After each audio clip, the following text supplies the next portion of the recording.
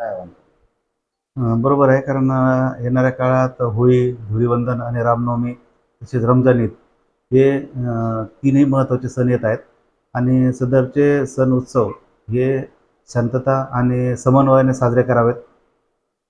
थोड्याफार एखाद्या समुदायाकडून किंवा एखाद्या व्यक्तीकडून काही अफवा पसरू नये आणि पसरल्या तर त्याच्यावर संशोधन करून कोणत्या अफवांवर विश्वास न ठेवता सर्व समाजाने, समुदायाने सण उत्सव शांततेत साजरे करावेत आणि एकमेकाच्या सण उत्सवामध्ये सर्वांनी सहभागी व्हावं.